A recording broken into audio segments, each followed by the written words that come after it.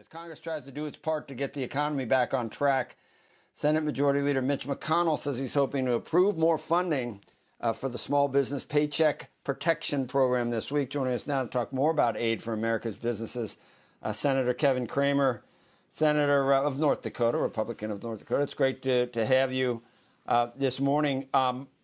We ask everyone basically start with the same question. Give us your thoughts on how Phase 3 is working and on whether a Phase 4 is something that you support and what it should include. Well, thanks for the opportunity, Joe. Before we get to a Phase 4, I'd like to see how Phase 3 is working. And in the early stages, the Paycheck Protection Program, that's that small business piece, the $350 billion that it's a grant disguised as a loan for the most part to keep people in their jobs. It's good for small business, good for employees. And watching Steve's piece, clearly it's popular with the American people as well. But there's also an overwhelming demand for it. So I think Senator McConnell's decision to try and up that a little bit by a couple $100 billion or $250 billion, I think is what the president is requesting, I think is wildly popular with the Congress. Now, as I told the president on Friday, no low-hanging fruit goes without becoming leverage for someone else to do something that they want to do. And, we now know that there's a desire for some more for hospitals. That's probably appropriate. I think we need to focus on the pandemic itself and the disease itself.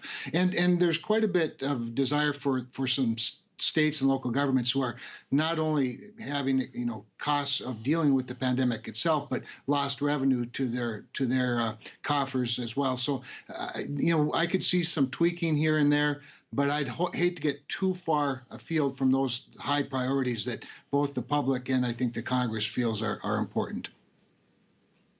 But I think you think that maybe infrastructure at this point, you agree with President Trump, zero interest rates, and we've neglected a lot of this for a long time. You think that somehow comes into play, whether it's a Phase 4 or even a separate way to do things?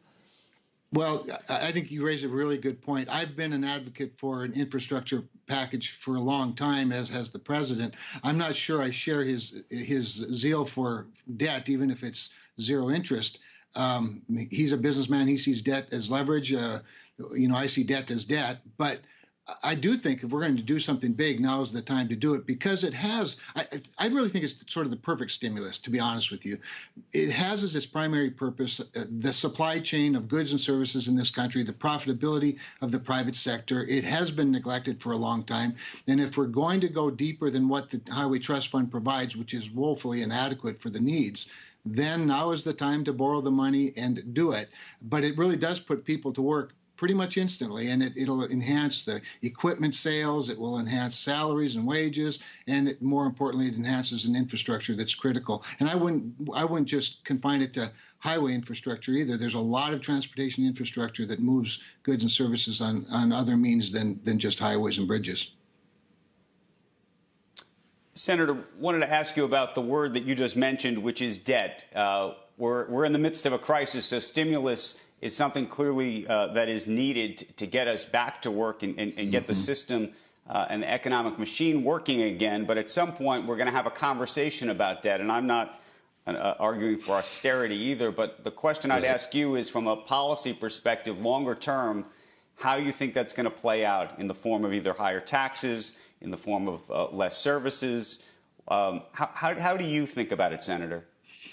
Well, there are a couple of things. First of all, we have got to deal with the mandatory side of the ledger, or we're never going to get to balance. We know that 2/3 of our debt, at least, is driven by the mandatory side of our ledger, the entitlement programs and other things. We simply have more money going out than can come into those programs. You ask, what should be on the table? I think it should all be on the table. I may have my preferences. I may, prefer one side or another, whether it's tax increases or cuts in services. I think changing some of the formulas is appropriate. But what I don't think we can do is start a conversation, certainly not a bipartisan conversation, by saying what's not on the table. We simply have to put it all out there. We have an opportunity with these low interest rates. The president talks a lot about even restructuring our own nation's debt. I think that's appropriate. I think Secretary Mnuchin as well has talked about doing some of that. But in the long run, we have to have as much revenue coming in as going out, and that's going to take a tough conversation. But the other thing is, Andrew, we have to have the discussion. So many in the political arena don't want to talk about it because they know when you start talking about the insolvency of Social Security or Medicare or, the funding for Medicaid, it becomes very difficult at a re-election time. So we just have to be willing to bite that bullet and have the adult conversation that a lot of us have been trying to have for a long time. Hey, Senator, real quickly, you don't mince words here about Saudi Arabia and Russia and what we need to do. American independent oil producers cracked the code to the energy renaissance, but Saudi Arabia and Russia want to put them out of business by exploiting a global pandemic. So you're ready for the president to do whatever to either who's the bigger violator, do you think here? Saudi Arabia, Russia, or they're both bad?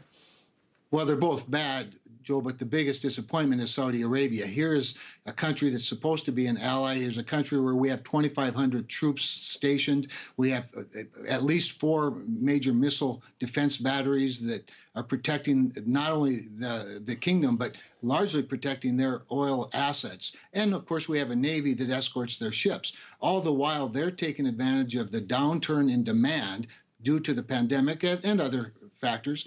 And instead of cutting back production, they're increasing production, filling up everything, including swimming pools, it appears. And it's going to kill our shale industry, especially the independents, if we don't do something about it. So I'm grateful that the president has reached out. I have tried to carry a big stick in this, as you mentioned. I'm all for pulling out of Saudi Arabia, pulling our troops out of Saudi Arabia. This is not how friends treat friends.